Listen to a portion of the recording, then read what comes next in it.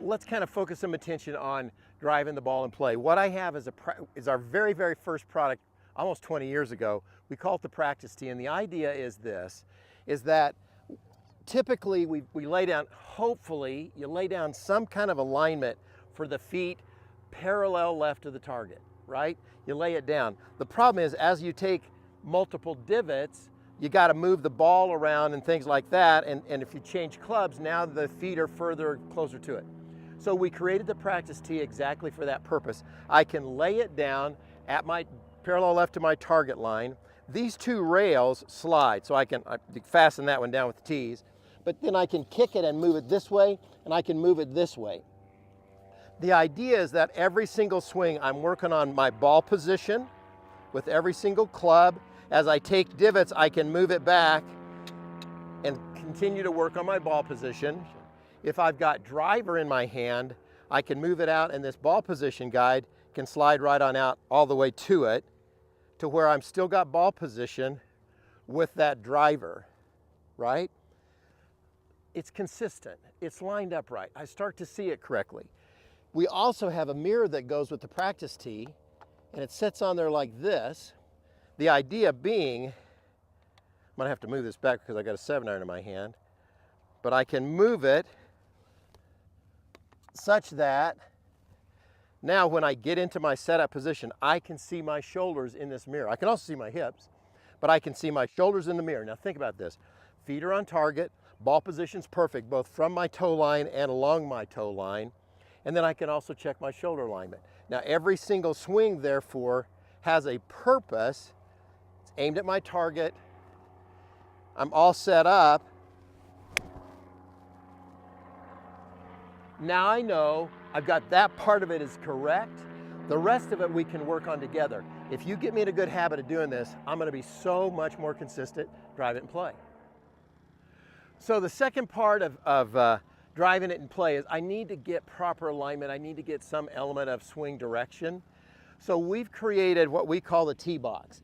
And the idea is I can now pull out, because it's just a function of geometry, these two strings, and they create an absolute perfect rectangle that the center lines of this are aimed at my target. This is parallel to the right side. This is parallel to the left side. Now think about how great this is in multiple fashions. One is it really helps me with my swing. I know where my target line is. I can take 40 or 50 divots in here. I've got marks on the tee box that let me know where the direction of my swing should go based on what color I'm swinging at.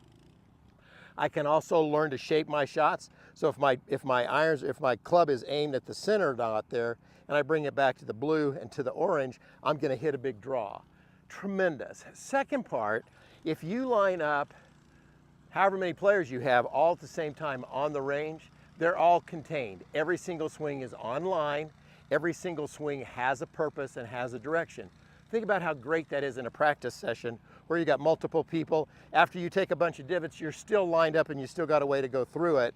And all I have to do is look at my target, look at my direction, and make that swing. So there's two things about driving it in play. First is I've got to hit it solid. And the second is I've got to swing it on path and not let it get out from under me with it as far as the shape, hooks or slices. So the speed trap is kind of that unit, and it's got another feature for you that's really going to help with the kids. And that is it's a polycarbonate base. If I hit behind it, I'll hit the base. It won't hurt anything. But really it's made to help me figure out where the bottom of my swing is and can I compress the ball. This is really tough any other way. I mean, I'm taking big divots or I'm not. But if you can help your kids just work with the speed trap to where they can get in the habit, full swing or otherwise, of missing the board, hitting the ball, and finding the bottom of their swing, they're going to learn solid contact, and regardless of what they're hitting, they could hit drivers or through anything that you want, but they're going to learn to compress the ball and hit it solid, which is really critical. Without the speed trap, that's really hard to get feedback on. So now I've put on the second and a major feature of the speed trap, these impact rods. And here's the idea. They are attached to the base. They are attached with Velcro to these pads. The idea is that I can move them, I can turn them, I can do anything that I want to with them, but they are going to help me learn the path and the plane of my swing, whether it's drivers or irons. And the idea is this, is that if I put the ball in there, I have to swing in the path. And I can make them as wide as fits my skill set with your players. I got plenty of room. I can go to driver if I want to be able to get that same kind of idea, right?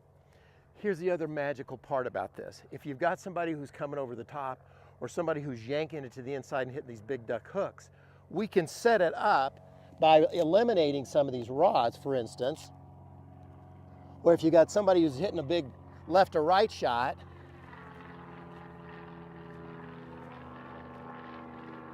we can tee it up to the point where we force them to come from the inside out. If they come over the top, they're going to hit the rods.